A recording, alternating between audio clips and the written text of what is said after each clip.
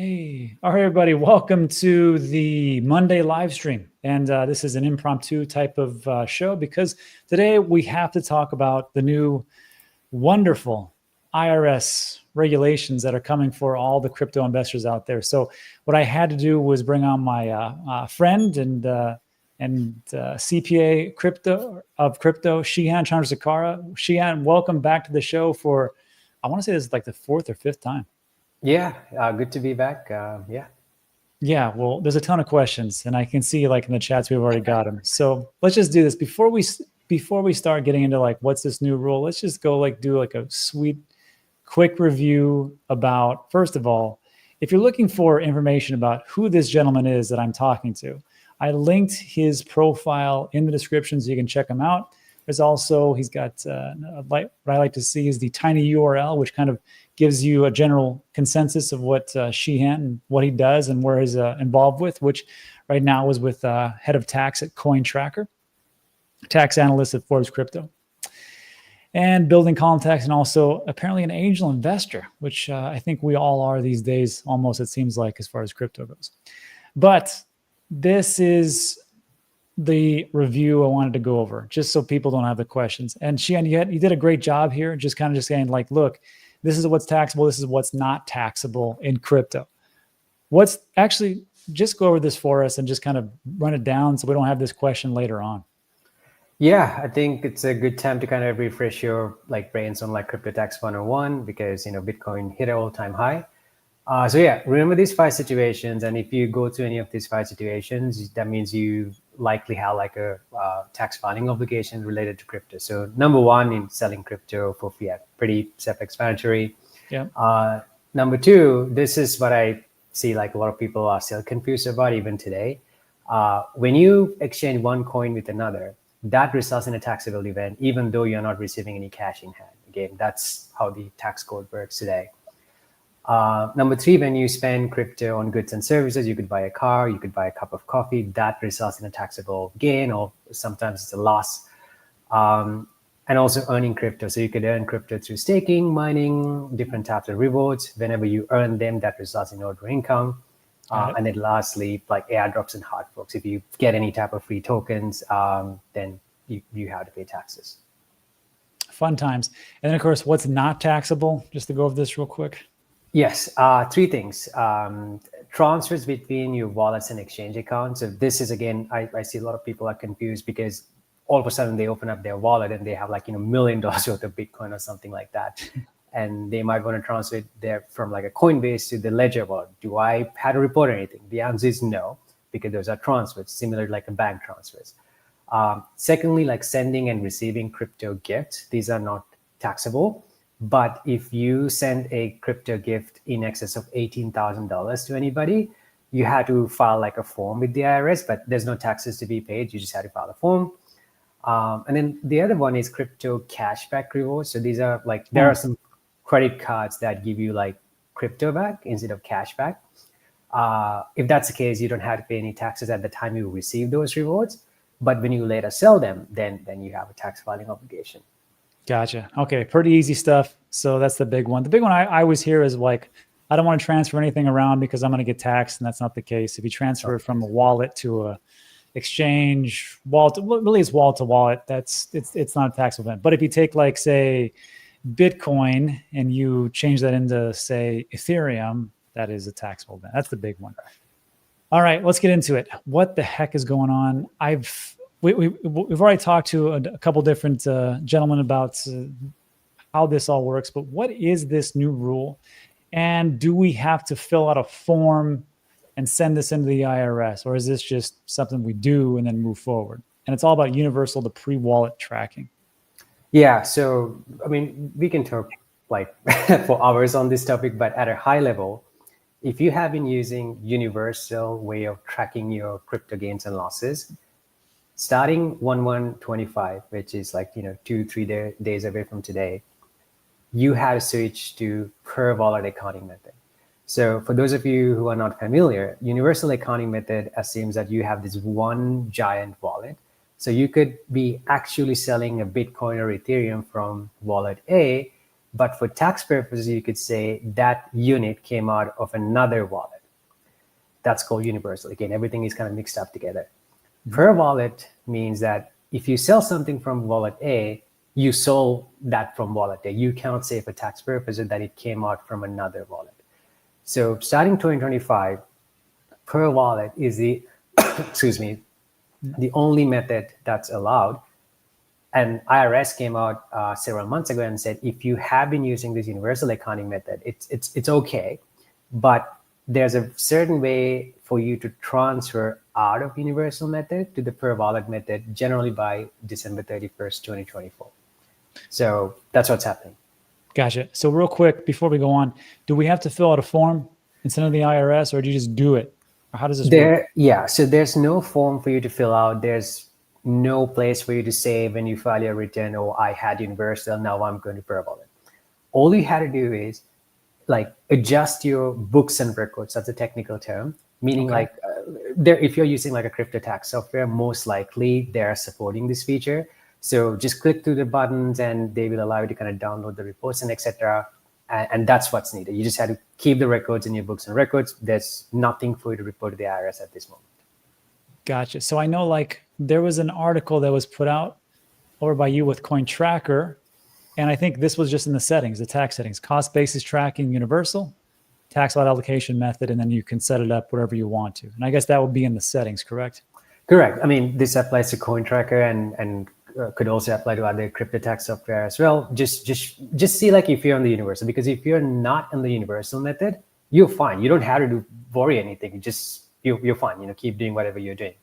You have to worry about this only if you have been using this method called universal. Then read the instructions. If you're using CoinTracker or other crypto tax software, I'm pretty sure they sent you like a blog post or newsletter or something like that. Read the instructions. I know it can be complicated, but there's no way to like reduce the complexity because it is inherently complex of the way that the IRS is asking you to go from universal to per wallet. Awesome. So just sign up for some software. So you got that one. This, of course, would be with Coin Ledger. Same thing here. Go into the settings and just change how are you going to do it. If you're going to do lowest cost, high wallet balance, or higher cost, highest wallet balance, and so on and so forth. So there's your options right there. But let's just let's break this down, because like even when we're talking about it, honestly, man, like why did the IRS do this? Because, good question. Yeah, because like to me, like when I would run it through, so let's just say like here's an example. Actually, I have an example. Let's see if this will actually now work. I don't know. So let's say in 2017, good times. In November, I buy Bitcoin. I pay $2,000 for Bitcoin, and Bitcoin's at 8,036. And then on like February, about couple 2 or 3 months later, I buy $2,700 worth of Bitcoin, but the price is 82.77. And then on February, or same date almost, on Binance, I spend a little bit more. Then also on Binance on September 23rd, I spend a little bit more. So I spend for like roughly about a year or so, I spend $8,500. And all I'm thinking to myself is, okay, the cost basis is, whatever this is, from $2,000 that I paid for Bitcoin, 8,036. I got roughly a quarter of Bitcoin, right? So my cost basis would be, again, 8,036, right? So like when I have this here, isn't this essentially the same thing we're talking about? Or is this per wallet method something totally different? So this is something different, Rob. So again, this whole per wallet and the universal thing applies whenever you have to like sell one of these. Right. So let me apply that thing like here. Right. If you are using universal, let's say like you're selling like half a Bitcoin. Okay. From Coinbase, but because you're using universal, you don't have this concept of a wallet. So you could say that, oh, that half a Bitcoin went out of Binance because maybe that half a Bitcoin at Binance has a higher cost basis, even though you disposed of that asset in Coinbase. That's the whole universal concept. The per wallet is that, okay, you sold half a Bitcoin in Coinbase, you can only sell that half a Bitcoin out of Coinbase. You cannot assign any cost basis coming from Binance. So that's how the universal per wallet thing kind of applies to your table here. So let's just say like, so what would constitute an actual wallet? Because it would be like, let's say that I've got 1 Bitcoin in Coinbase and I got 1 Bitcoin in Ledger, but I've also got 2 Ethereum and 4 Solana. Would each separate chain be its own wallet, or would it just be the wallet is the ledger, the wallet is the exchange, the wallet is whatever? Good question. So there's some controversy on this, but generally speaking, like if you have like the Coinbase, like that just one account / wallet.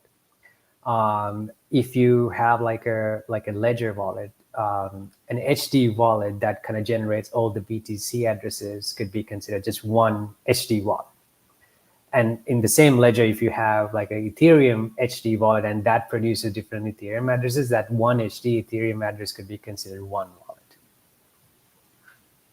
wallet. I gotcha. So it'll be just, whatever wallet that you have, set up for that exchange is one wallet for every single crypto that you have on there. Like for me on Coinbase, I've got like roughly, well, I don't have as much as I used to, but about 10 or so different cryptos. So that's just one wallet right there. Sorry. So in your case, you have like 10 assets and right. and you have 10 different wallets, right? Because for example, like you cannot have Solana in a Bitcoin wallet.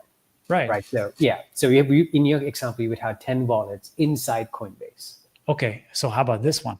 Let's say that I'm not saying this is me. Okay, it's me. So let's just say that I've got Solana. Okay. So I've got Solana on Coinbase. I've got Solana in Phantom. I've got Solana in MetaMask. Yeah. Also in MetaMask, I have Tomato Coin on Solana. And I've got this other tokens on Solana. I've got pigeon flying on Solana. Like I got all these crazy ones on Solana. So would all these different ones be different wallets? So the Coinbase one is clearly a separate custodial wallet. Like that's easy. In the case of Phantom, my question is like, where's the HD wallet? Right? Did Phantom produce those other addresses that kind of get grouped into the same Phantom wallet? I don't know. So I would consider the HD wallet as the wallet for that purpose. Maybe it would be like this. Like for Phantom wallet, that it generates its own phrases, but for each, I mean, it's a wallet itself. It's a hot wallet, and that wallet you can have different chains on it, but it has different. Yeah, exactly. The IRS wants to do this. Okay, let's let it roll. I can see situations where it's kind of could get complicated. I would say if you follow a reasonable approach, IRS would not kind of come after you for breaking the law or anything like that, because you're making this attempt to comply going forward, right? So you're already doing something good versus not reporting anything at all. So why would the IRS come after you? So just make a good good faith reasonable effort, and you should be okay with this universal per wallet transition thing.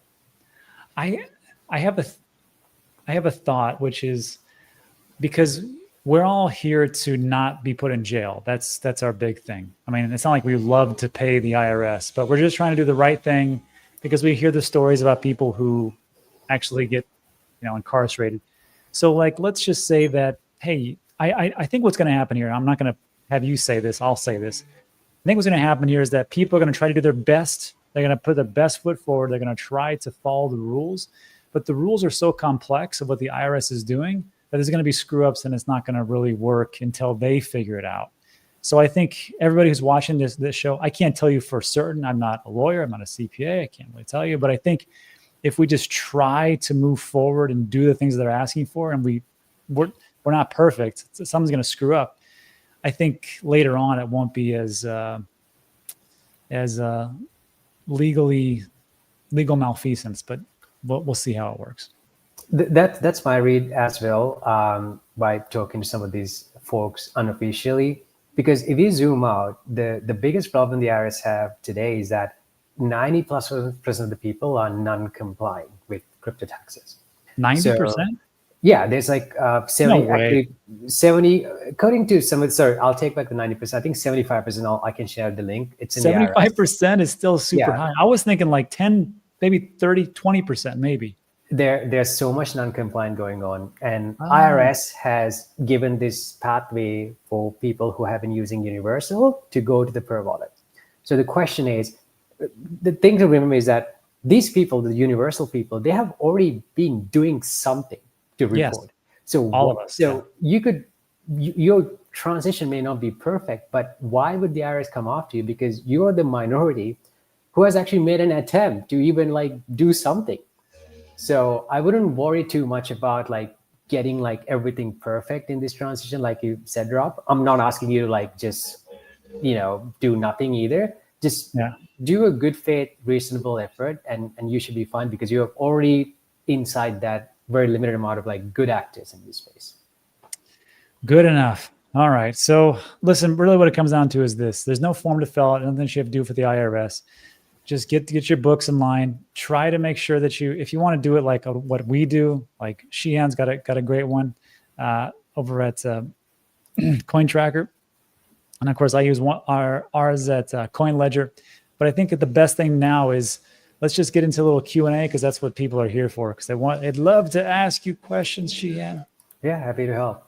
Yeah, this ought to go one. How about this one? Rob, clarify what happens if you move your token coin from, say, Ledger to Coinbase after January 1st and then sell it on Coinbase? What happens in this situation? So starting 2025, Coinbase has to issue what's called a Form 1099-DA.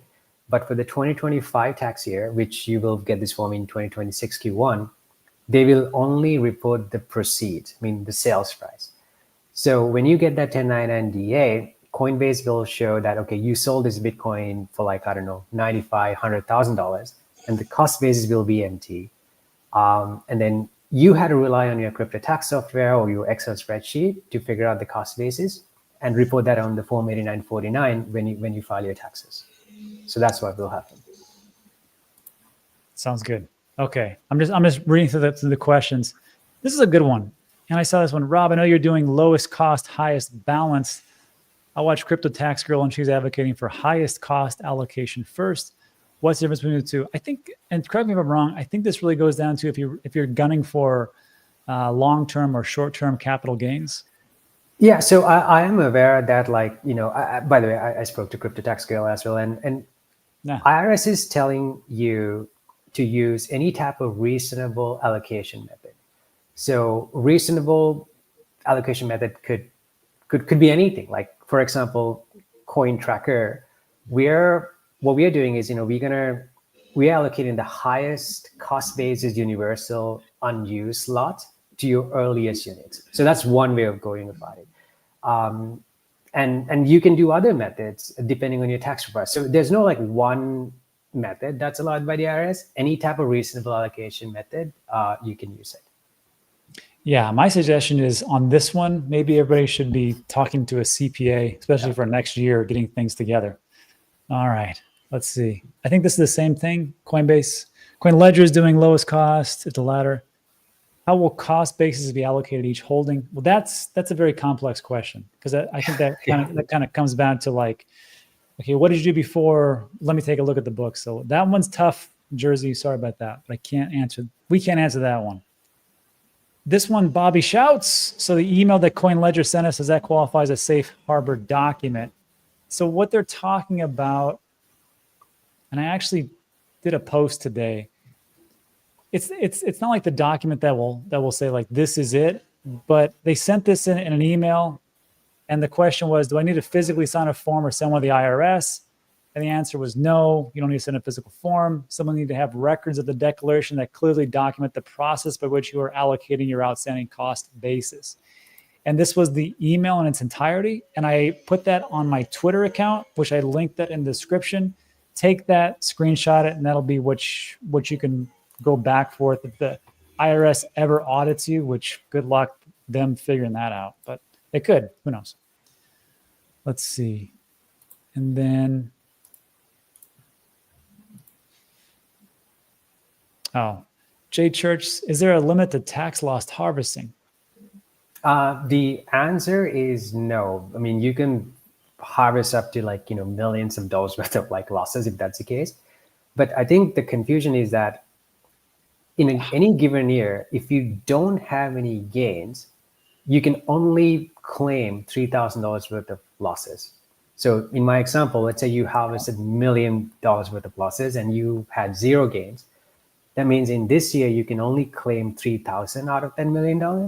The remaining, it's going to get carried forward to future years. So if in the future years, if you have capital gains, you can use as carried forward losses to offset those gains. So that's the confusion. That part is confusing, but it makes, thanks. That makes sense now. Felix says, at some point in 25, we're going to sell. That's my thinking, which is why I think we need to get this together now.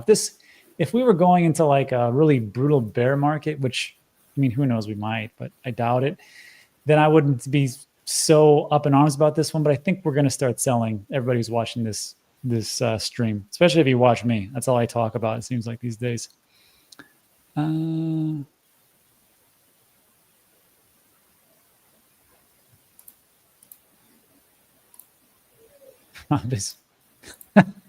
Okay. Pi says, if you don't know, Shehan is a very nice gentleman, very accurate and taxes the subject. Always a pleasure. That's true. Thank you.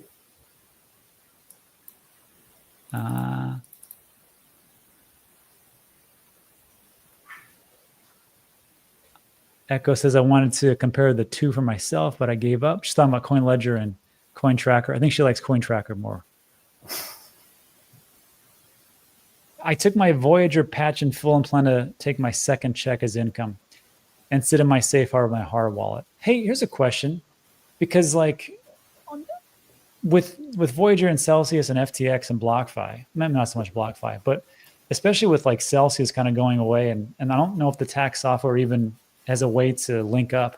Can we just essentially say, this is what I think the cost basis was at this point? Because it's not like they're going to have to report to the IRS anymore. They're defunct. They're out of business.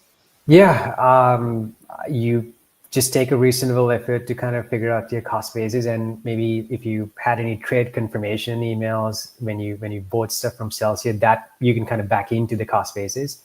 But yeah, there's I don't think they have an API. I don't think you can download the CSVs either. So you just have to do some manual calculations and do the best you can. Yeah, and if you're looking for like some like, well, what is that here? Like, if you're like don't want to go too crazy outside of the realm of possibility, I'll show you. This is what I use if I'm looking for like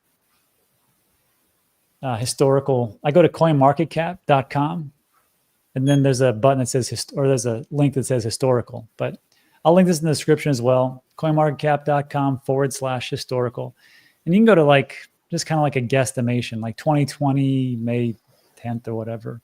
Look at these prices, Shehan. Bitcoin 8,700, Ethereum $188, XRP. Yeah. The other thing, Rob, is that a lot of people are kind of tired of kind of going through this analysis, and they're like, I'm going to treat cost base as 0. And that's also acceptable too, because whenever you sell, you're recognizing the full gain as a capital gain. So if your cost base is like, I don't know, $200, $300, what's the point of you going through this to kind of calculate that? Because the benefit is like so little. So no, I mean, you're right. Like if you paid $200, $300 for something that went up massively, right? Then I get that. But I'm like, but for a lot of the people that watch me, they're probably heavier into like the top, say 50 or so, where there hasn't been like an amazing, there's hasn't been like 100x gains. I mean, Bitcoin's done pretty good. Ethereum, Solana, maybe a 10x or something. But yeah, like if you bought $100,000 worth of Solana at like say, well, $10, and now it's at 240, you'd probably like, well, I'm still going to pay a boatload of taxes. So I see your point. Let's see.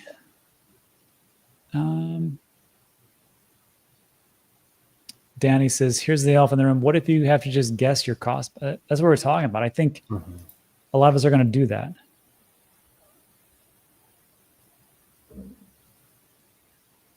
Oh, look at that. Echo says you can get your full CSV from Celsius. I sent an email through their current website. Well, thank you, Echo. Now everybody has to go through Celsius because you told them it's actually up there. Let's see.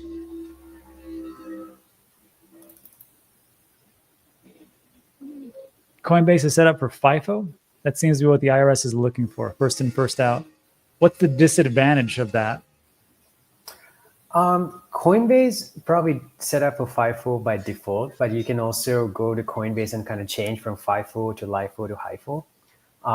IRS is not requiring anybody to do FIFO. You can do like any like FIFO, LIFO, HIFO specific ID as long as the exchange supports it. What is the disadvantage of FIFO? Yes, you will get the long-term capital gain tax rate, but you may be maximizing the mathematical gain, right? Because imagine like you're selling, I don't know, the one Bitcoin you purchased in 2011 because it's FIFO. Yes, you're getting the better long-term capital gains rate, but you're generating like massive amount of gains.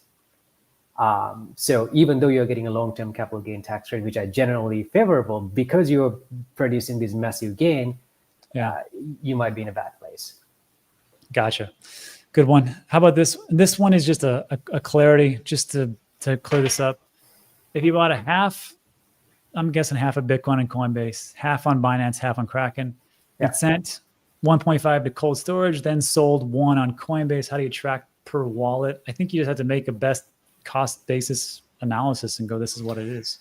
So all of these, like these are called lots, right? You have 0.5 on Coinbase, 0.5 on Binance, and 0.5 on Kraken. So you have 3 lots. And each of these 3 lots have like a purchase date. So that this date kind of travels from one wallet to another. So if you send like one, so you had to basically track these lots by the purchase date. You can kind of do it on Excel or use like a crypto tax software. But what I'm trying to say here is that date purchase, that's what sticks to the lot, and it travels from one place to another. And you had to track the date.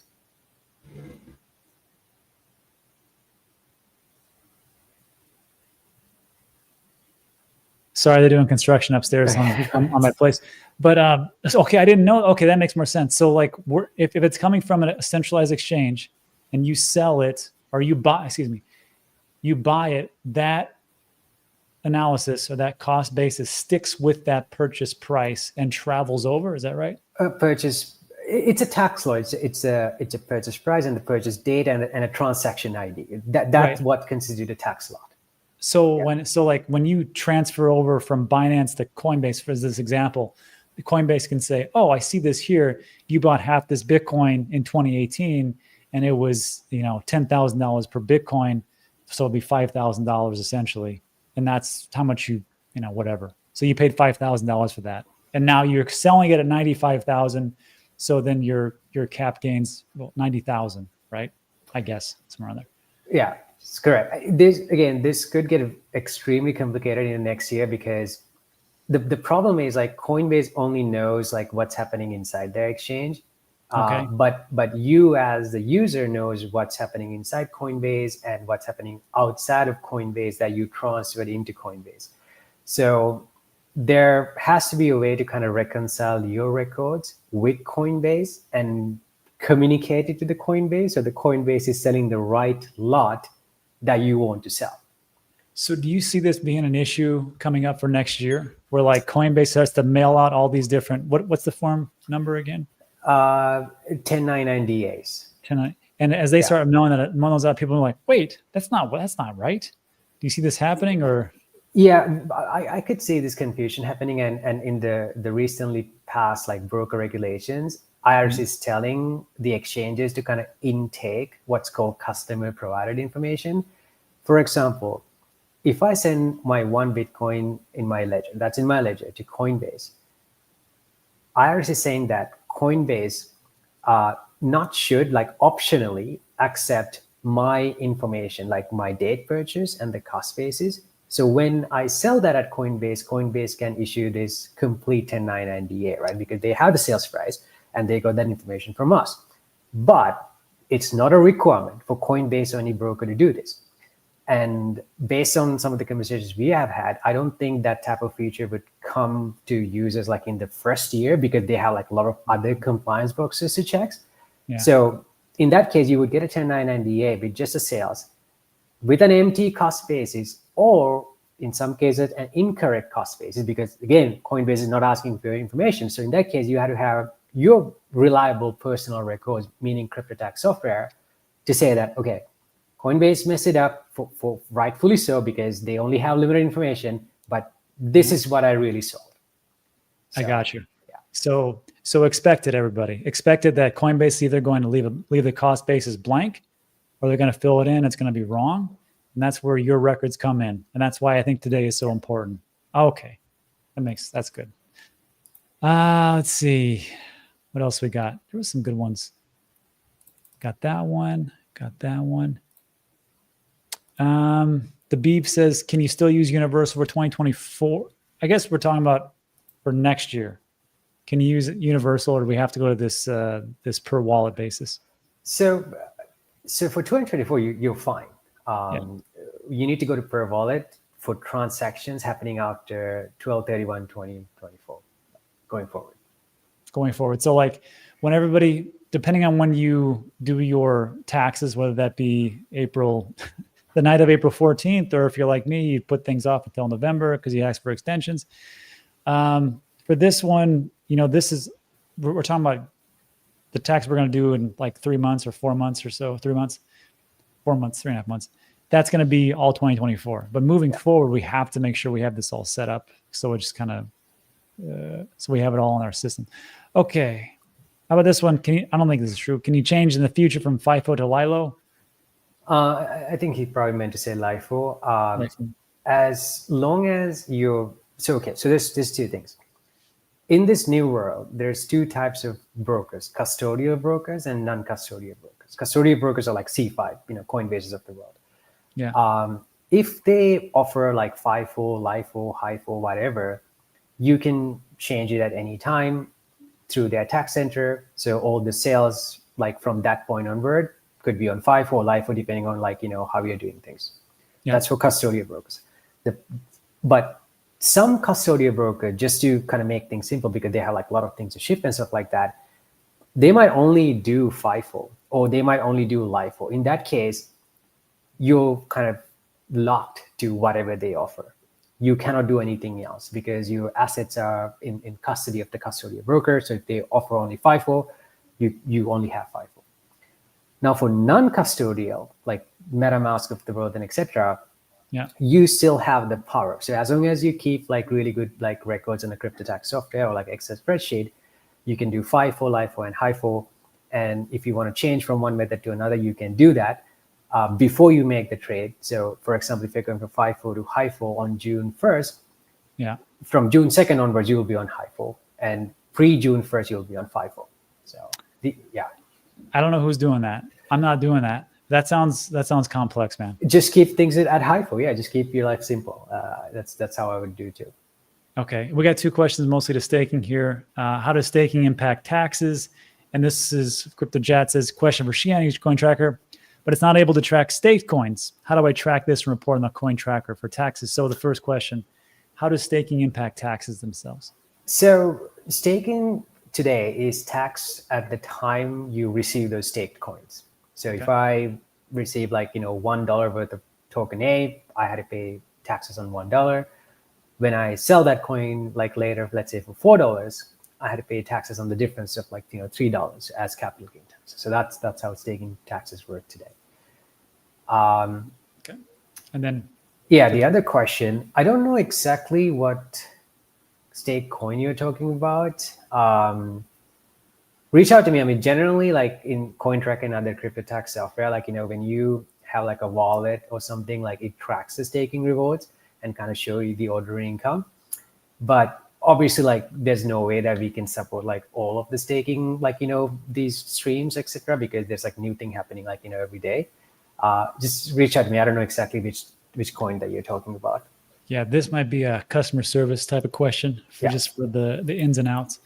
What about, so let's say, so let me go back to that question. Let's say you receive, let's say you stake Luna back in the day, and you receive, 1,000 Luna.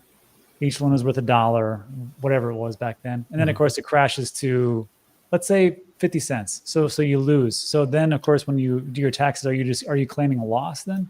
Is that how that works? You're not claiming a loss. Actually, you're claiming a income of $1,000 because you received it and you had access to it. And again, this is IRS talking. Like it's you had access to $1,000, and it's not our problem that you didn't spend it. That's awesome. So, and if you were to sell that at 50 cents, then you would realize a loss. But if just the value has gone down, then you cannot do anything. You had to sell it to realize the loss. Well, I got you. I mean, but let's just say, I mean, if you have and don't do anything with it, like sell, if you don't sell, you're not going to pay the taxes because you have to sell first, correct? In the case of staking, it's when you earn it. No kidding. That's right. That's right. That's right. I always forget about this ridiculous rule, but yeah, that's it's a funny thing. It's almost like taxing unrealized gains because you haven't really sold it yet. You don't really have it it's not in your hand, but that's the IRS. Okay. Well, I'll give you the IRS's argument. Like you, in your example, you had Luna coins at a certain point. It was worth $1,000. You had the chance to sell it. That means you had it realized. But so that's the argument. that is an argument. All right. Jupiter says, how should we characterize the question? Celsius bankruptcy distributions Fed. Oh, Celsius bankruptcy distributions this February. Should we just set it up manually in CoinLedger or CoinTracker as a bankruptcy recovery transaction and a 2024 capital loss? How would that work? It's very hard for me to answer it here because there are I think 7 or 12 different classes of creditors. There's different ways of you getting distributions. I don't think any of the crypto tax software are supporting this thing natively. You just had to do some manual edits to kind of get the right outcome. But that's after you know how to treat your specific situation from a tax point of view.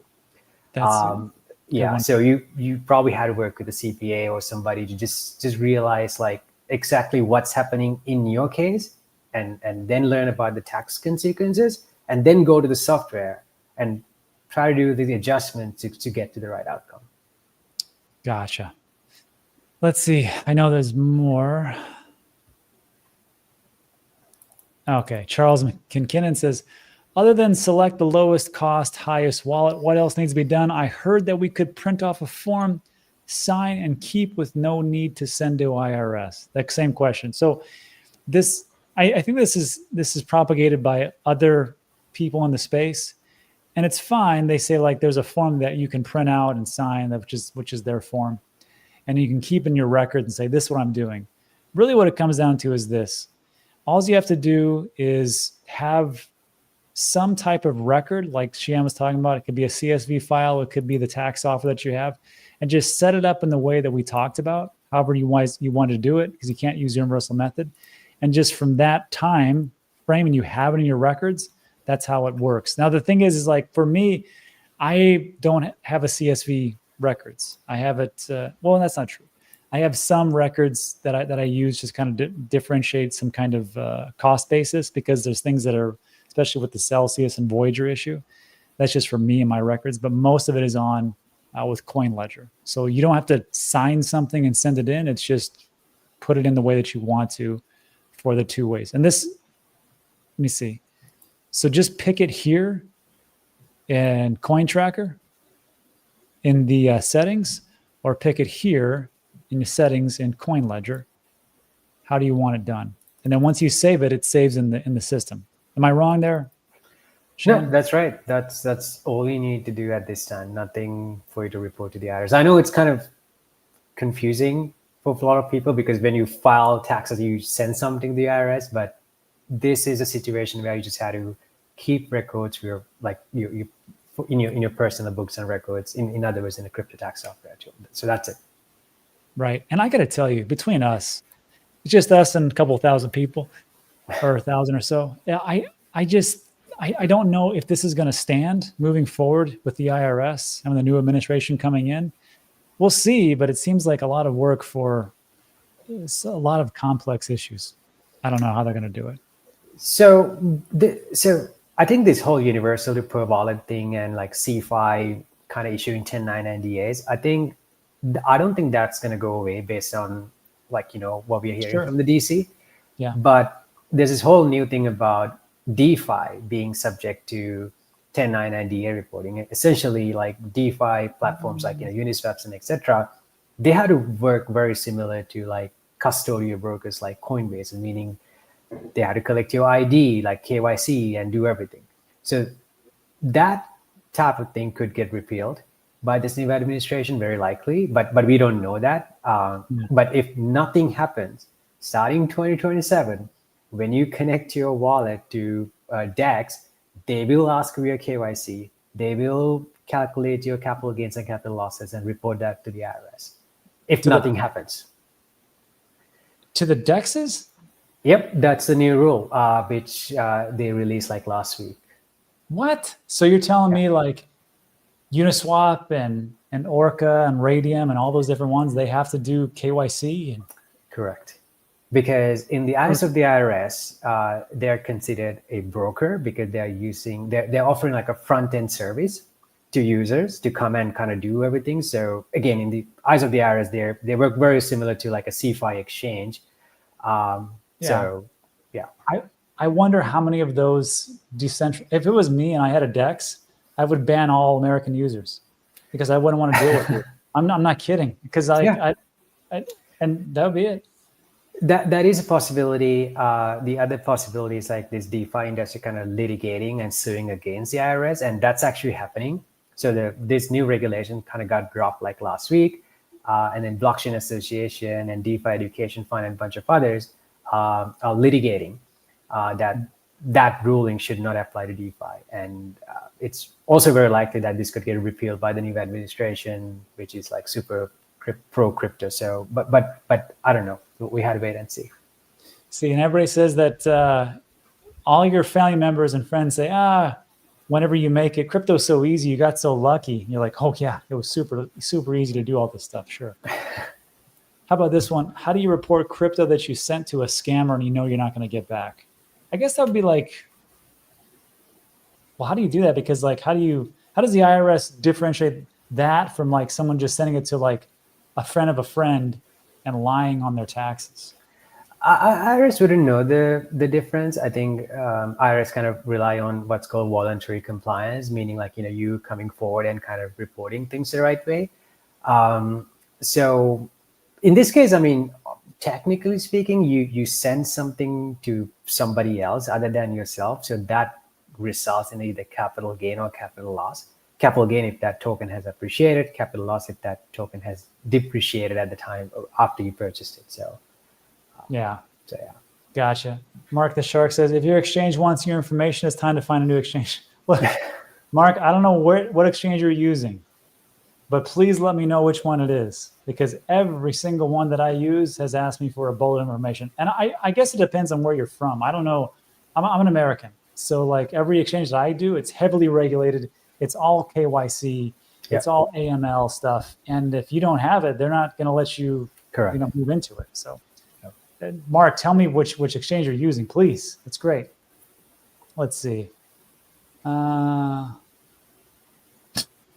If I sent one Bitcoin to a stranger and I received 2, will that be reported? That's usually what I tell people. Just send me one Bitcoin, I'll send you 2.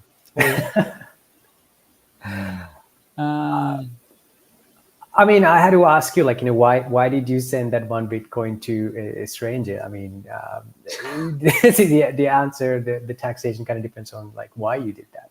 Oh, well, what Swiper would say is because that's what Rob said on his show. He said to send me 1, and I said send me 2. And he didn't do it, which that's our little joke. Let's see. Charles says, so all we need to do is select the lowest cost, highest wallet and it's done? Can you use FIFO and lowest cost, highest wallet? Same dealy. I think you're talking about the allocation method. So yes, you can do that. I think you're probably referring to CoinLedger.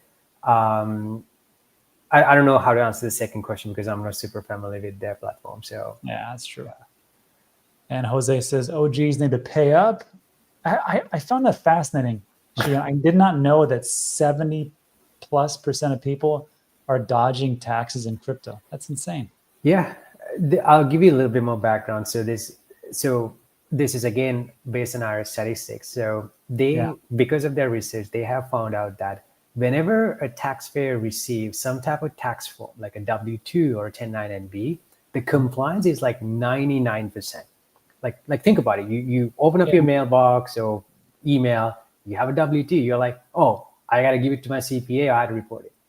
But in the crypto space, it doesn't happen. So IRS is trying to put those 1099-D like a tax form into the crypto space. Then they're like, oh, then that's going to significantly improve the compliance.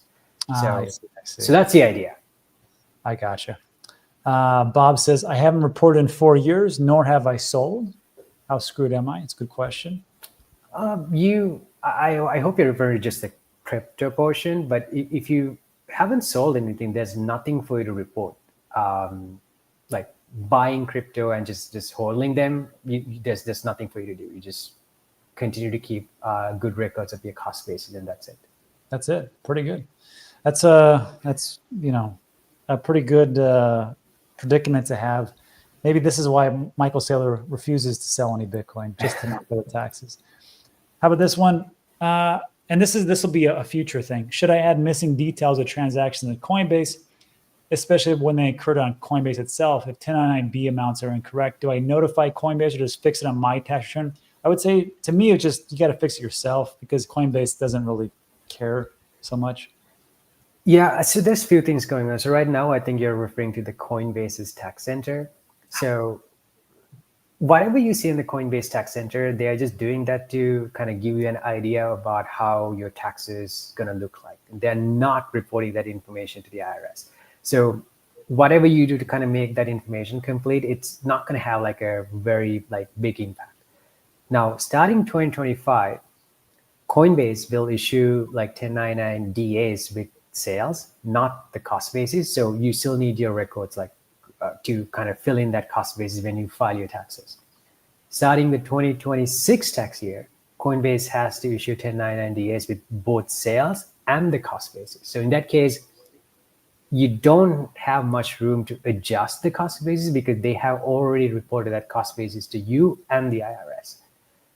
So again, I know there's a lot of regulatory changes that are happening, and 2025 is like the key year, and then 2026, there's like full cost-based reporting happening in 2027. There's DeFi stuff happening. So you guys are going to be super confused in the next several years. Things going to change rapidly. You know what's funny? Like if we're going to be confused, I can only imagine the data that the IRS is going to get, and they're going to have to sift through all of that, and they're going to have to figure it out. Especially like the degenerate gamblers out there. Sometimes I do that myself, and they're investing on these crazy DeFi platforms, and really going deep into like these hot wallets. I mean, if they want to go with this, it's going to be something. But maybe it is. I don't know. Let's see. Can I write off the cost of my miners? If you're like a Bitcoin miner, there's a business, right? If you mine as a trade or business, not as a hobby, then you can write off those cost of miners from your income. Echo, it's a business. I'm telling you right now. Let's see. This will be another deduction. Does your cost basis include a percentage of your internet, your home office, or your Ledger wallet and other devices? No, that's too far. You're stretching it way too much. Unfortunately not. The cost base is generally the price you paid for the coin. That's it. Hey, you got to ask the questions. Yeah, no, good. I mean, yeah, I like your thinking. Can I wrap the time I spent watching Rob's vids? That's a lot of time to write off. Crypto space is the ultimate tax nightmare. I got to agree with Andrew. It is getting pretty complex. Like before, it seemed to be very simple, somewhat, and now it's like, wow. It is getting very complicated, not only for you guys and also for the brokers as well. Like, Yeah. see if the entire industry, even including crypto tax software providers like us, it's getting complicated for everybody. Yeah. Jeremy, please explain if it's still important to track time for holding an asset for short versus long term for capital gains. Does safe harbor affect this? Yeah, you still have to track your short-term and long-term stuff. Obviously, if you have the date purchase as a data point, you can kind of figure out what short-term and what long-term when you sell them. The safe harbor thing is a different thing. I think you're talking about two mutually exclusive things. Yeah. Yeah. Bobby Shout says the new administration will give us a blanket IRS pardon. That's pretty good. Let's hope so. And that's Candace. I don't understand which is best, HIFO, FIFO, etc.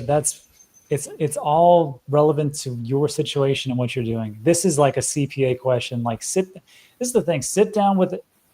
I mean, well, Shehan doesn't do that. That he's more of the advisor for the company itself. But I will say, let me find this site. So like, if you go to the competition, CoinLedger, and you scroll all the way down, and you go to find a crypto tax expert, there's a ton of them right there. And we got Andrew on just last week. So just go through this and find somebody. I mean, you can try your CPA in your town, but I guarantee they don't know what you're talking about. You're going to be talking gibberish to them. So check that out and go from there. But Shehan, we're coming up on an hour. Is there any other last words of wisdom for everybody, like a recap? No, I think the recap, I guess the most time sensitive thing is, like, if you're on universal accounting method, just know that you had to take some type of action to go to per wallet. That action could come from your crypto tax software tool, or maybe you can talk to a CPA to figure out that. Like, I won't further complicate things, but again, you had to take some action. And if you're on per wallet, you're fine. Just go with your business as usual. And then lastly, just know that things are getting extremely complicated in the coming years because of these new regulations, universal per wallet switch, and etc. So just make sure you rely on good sources, because you could be reading something on the internet. That information may be stale pretty soon, because things are changing. So make sure you have access to a qualified CPA or reliable source of getting information. Gotcha. Well, everybody, hopefully, and then I think Bobby said it clearly, which is thanks everybody, clear as mud. I know it's tough. It's not something that we want to go through, but trust me, as time goes on, the IRS figures out what they really want. I think we're going to be in a much better position. So just do what we talked about, get it into SOLANA tax software, just put the information in, and then just sit around until the IRS figures out what they really want. That's it for today. So look, if you like today's video, thumbs up and subscribe, all that good stuff. Follow Shehan on X. He's got all great stuff, and then also on his tiny URL. But that's it for today. Again, Shehan, thanks for stopping by. Thank you. Appreciate it, man. All right, everybody, let's get out of here. Enjoy your day, and I'll see you guys on the next